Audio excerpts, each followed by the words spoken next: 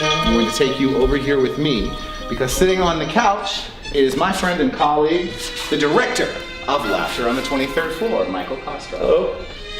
Michael, you have a history with this play. I do. You acted in it. You haven't directed it before? This is my first time directing the play. First time, yeah. And it's your first time directing with us. So what was it about this play that spoke to you? Well, I have a personal history with the play because it's the play I was doing when I met my wife. But this play is, it's about one of the greatest comedy writing teams in history.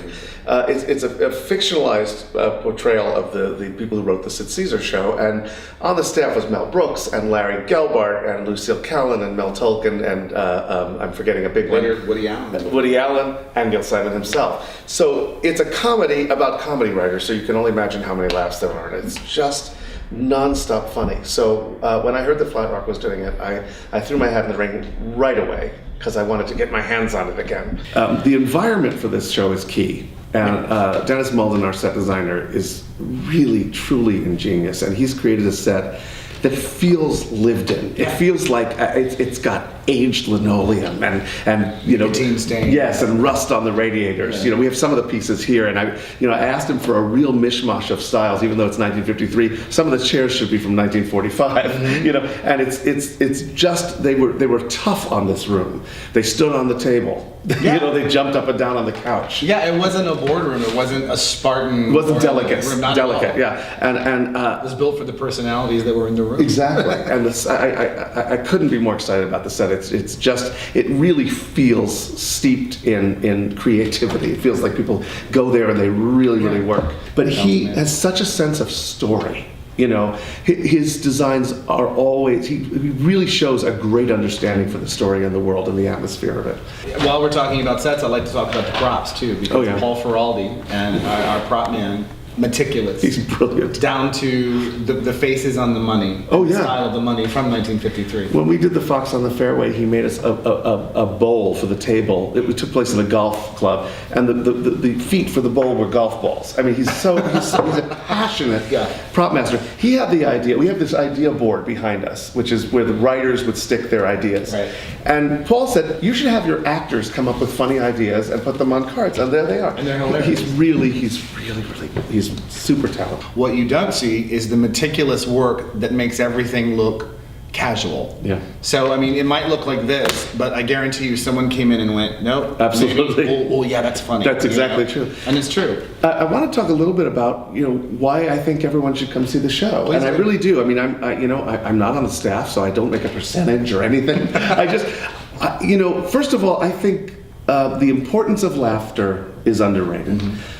I think every one of us needs a good, hearty laugh. It feels so good in your chest and in your stomach. Mm-hmm. And these times when things are so grim and so difficult, everybody needs to laugh. And I can guarantee that people who see the show will laugh. It changes your point of view. It really you does. come inside, you laugh for 2+ hours, and you're different because of it. And as I say, this play is thick with laughs. Any Neil Simon play is funny. This one has more laughs because it's about people who write funny.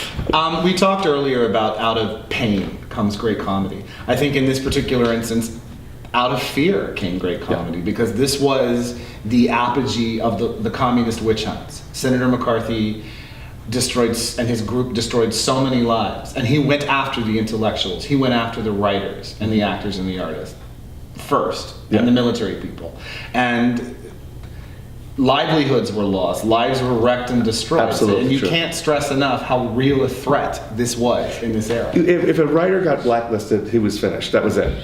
Or any performers got blacklisted, and sad to say, their friends and associates, there was so much fear that they would disassociate with them, so that nobody would think that they were a communist. They were blacklisted across the board. It was enormous, and of course, it's sort of the enemy of art, because art thrives in the absence of fear and the opportunity to create. Right. You can be heretical as an artist. Exactly. And make a point. And particular comedians are the anarchists. They're the ones who are, always in the face of the king. Yeah. So I think it was particularly important to comedians. It took a particular toll on comedians. These are the people who created comedy. This was when the television first came out. Well, at least the comedy that we know And now. the comedy that we know. This was your show of shows, which is what Max Prince show is based on, was the #1 show of its era. Right. And everybody who had a television tuned in. It's the godfather of Yeah. Carol Burnett, the Dick Van Dyke Show, just anything Sure. you could name, and then on to Laverne and Shirley, Mork and Mindy. So not only people in the entertainment business adapted to a style of comedy, the millions of people in America who watched this show, Yeah. what was funny to them has its roots in this room. These because people this is told where us it what was was funny. Right. This room of And we still believe them, which I We think still is believe them. We still because buy it's it. true. Yeah. There's a great line where they're writing a sketch and someone is reading it back and says near the Roman Senate, and the Mel Brooks character says, no, 2 blocks is funny. 2 blocks from the Roman Senate. 2 blocks And from the they Roman Senate. just it's a rhythmic thing that you just know. One of the real writers in the room has said off the record that they hated each other and they loved each other. Yeah. I mean, the level of passion. Passion about the work, passion about each other. They knew they were a rare collection of geniuses. Well, that level of passion lends itself to "I hate you, I love you." Yeah. And I hate you. I hate you back. And I love you. But I'll kill anyone who says anything bad There you about go. See that? At least that's what I'll tell you. I'm Preston Dyer. The run of this play begins on April 3rd with previews, and we move to a hard opening on April 5th. And How can we get tickets? I'm getting there. All right. And we close on April 19th. Is it the 19th or is it the 18th? It's the 19th. You can get tickets by going to our website, www.flatrockplayhouse.org. He's going to write it down. Okay, go on. Or you can call our box office at 828-693-0731. Okay. Thanks for watching.